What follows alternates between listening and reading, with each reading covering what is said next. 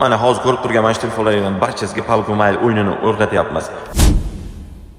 PUBG Mobile o'yini uchun qanday kuchga ega?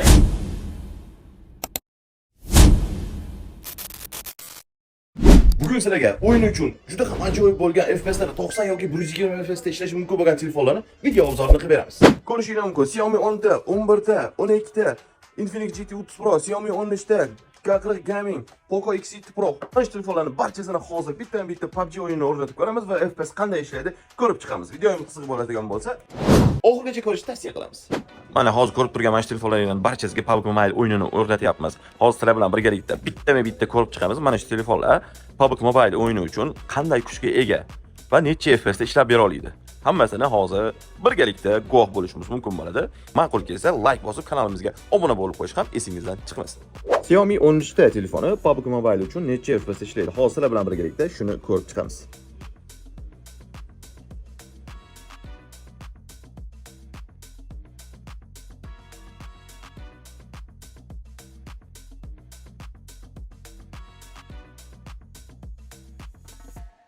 Mana o'yinga kirib oldik. Grafikani bitta ko'rib qo'yamiz. Nastroykaga o'tamiz. Ulgursak agar plavniga qo'yamiz va ko'rishingiz mumkin. 120 FPS ni qo'llab-quvvatlar ekan plavni rejimda. Hozir to'liq o'yinga tushib, yerga qo'ngandan so'ng ko'rsatib beraman. PlayStation 3 ga jo'sqin. Ushbu telefonimizni sotuvda bor. Narxi $255 ga chiqadi. Operativka 12, xotirasi 256 GB. Hech qanday ayb nuqsonlari yo'q. Korobkasi bor. Korobkasining ichida o'zini kabeli bor. Original kabel. Grafikasi yo'q. Ikkita sim karta podдержка qiladi. Email ro'yxatdan o'tgan bo'ladi. Hech qanday ayb nuqsoni yo'q. Telefonimiz ideal holatda saqlanib qolgan ekan. Yo'llarini ham ko'rsanglar bo'ladi. Vashchi chotki va ideal holatda ekan. Hop, yerga ham qo'nib oldik. Giroskopni bitta tekshirib qo'yaylikchi. Значит, giroskoplar ham chotki ishlab turibdi. Bu telefonimiz $255 ga arziydimi yoki yo'q? Bu telefonni o'zini avvaldan laqabi bor. PUBG'larni monstri, ya'ni PUBG'ni ajali deb laqab olgan. Ushbu telefonimiz 120 FPS da bemalol ishlab beryapti, ko'rishingiz mumkin. Kimga qiziq bo'lsa, tezda aloqaga chiqib qo'ysalar bo'ladi. Infinixdan GT 30 Pro. Mana yonlarida sensorli triggerlari ishlab chiqarilgan bu 30 Pro modellaridan boshlab hozir mana shu telefonimizni ham PUBG'da necha FPS ekanligini sizlar bilan birgalikda ko'rib guvohiga aylanamiz. Holatini ham ko'rsatadigan bo'lsam, ideal holatda saqlanib qolgan, hech qanday ayb nuqsonlar yo'q, korobka dokumentlarga ega bo'lgan, 256 GB xotiraga ega bo'lgan ushbu telefonimiz sotuvda.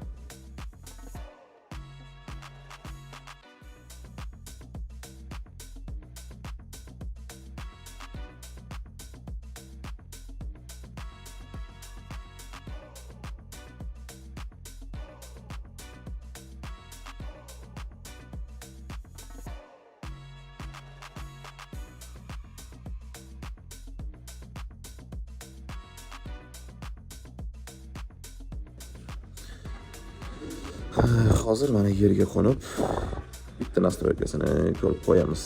GT 30 Pro telefoni PUBG uchun necha FPS da ishlab bera oladi? Volyah. Albatta 120 FPS bunga shubha bo'lishi mumkin ham emas edi. Giroskop qanday? Buni ham ko'rib qo'yamiz. Giroskop ham gap bo'lishi mumkin emas, zo'r chotki. Korobka dokument va zaryadniklarga ega bo'lgan ushbu Infinix GT 30 Pro telefonimiz sotuvda $260 ga berib yuboriladi. Holati narxiga arziydi. Yangiday holatda, yangi oldim desangiz ham любой odam ishonsa bo'ladigan holatda.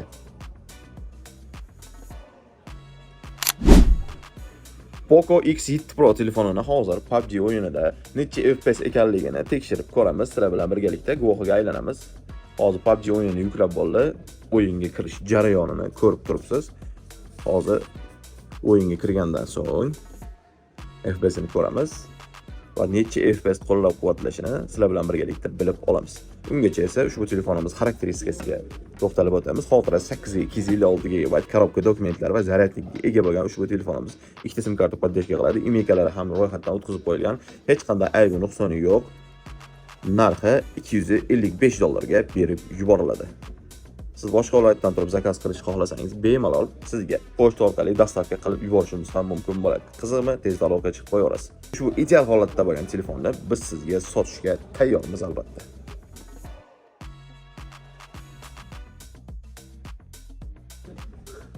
Mana o'yinga ham kirib oldik. Ulgursak grafikasini ko'rsataman. Ravonga qo'yadigan bo'lsak, vola. Mana 120 FPS ko'rishingiz mumkin. Poco X7 Pro'da ham yangilanishdan so'ng bu telefonlar albatta 120 FPS ni podдержка qiladigan bo'lib chiqqan. Hozir yerga qo'ngandan so'ng giroskop qanday ishlaydi, uni ham sizlar bilan birgalikda ko'rib qo'yamiz.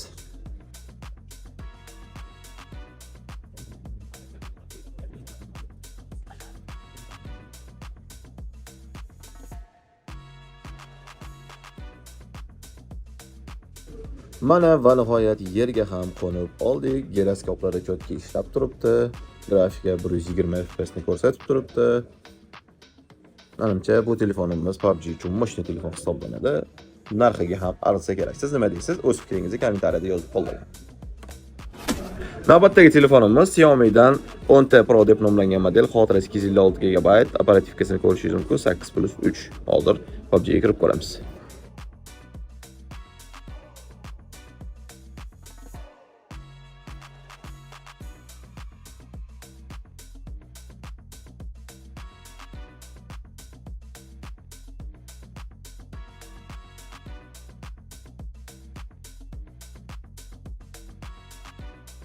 O'yinga ham kirib oldik. Hozir yerga qo'namiz va grafikasini, giroskop qanday ishlashini ko'rsatib beraman.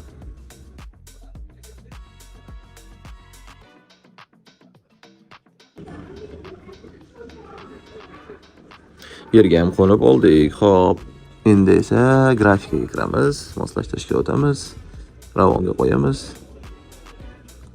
Demak ko'rishingiz mumkin 90 FPS da ishlayapti. Giroskopga o'tamiz. Doimo yozib qo'yamiz. Giroskop yaxshi ishlayapti. Xiaomi modellarini 10T Pro'si 90 FPS da qo'llab-quvvatlar ekan. Menimcha narxiga arziydi bu telefon ham yomon emas bo'lsa kerak. Holatini ko'rishingiz mumkin. Hech qanday aybi nuqsoni yo'q. Alishmaga hamma joy o'ziga tegishli korobkalari ham bor. Ikkita sim karta podдержка qiladi. Narxi $180 ga berib yuboriladi. Keyingi telefonimiz Xiaomi'dan 12T deb nomlanadi. Xotirasi 128 GB, operativ sistemi esa 8+4 ni tashkil qiladi. Ko'rinishi mana shu Xiaomi 12T. Hozir bilib olamiz. PUBG da necha FPS qo'llab-quvvatlaydi. Do'st rejimiga kiramiz va biroz kutib turamiz.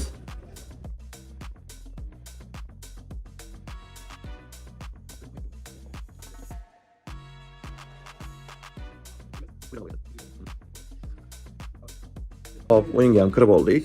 Xiaomi 12T telefonimiz hozir yerga qo'ngandan so'ng grafikasini ko'rsataman. Bu necha FPS ishlaydi? Giroskop qanday ishlaydimi yoki yo'q? Hozir ko'ramiz.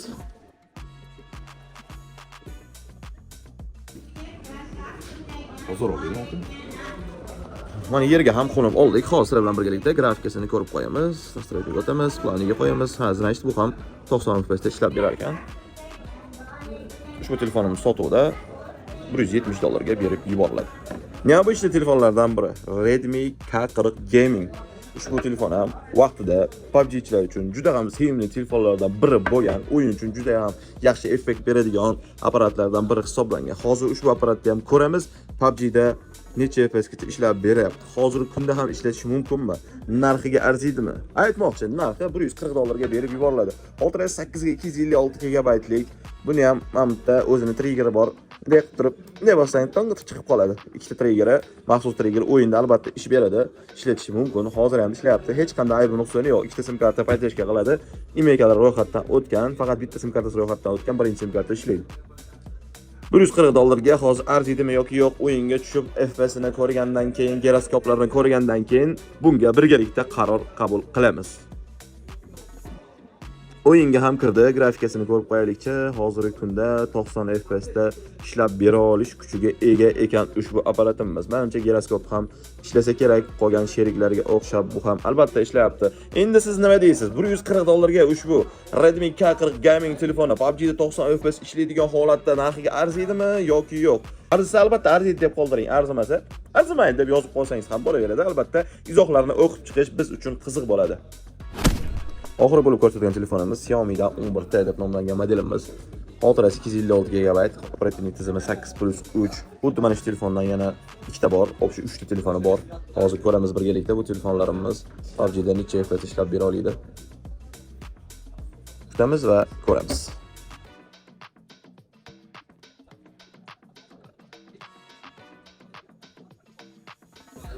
O'yinga ham kirib oldik. Ulgursam grafikasini ko'rsataman. Ha, demak, u ham 90 FPS da ishlab berar ekan. Hozir yerga qo'ygandan so'ng giroskopni ham ko'rsatib o'taman. Giroskop qanday ishlaydi? O'zi giroskop ishlaydimi yoki yo'q?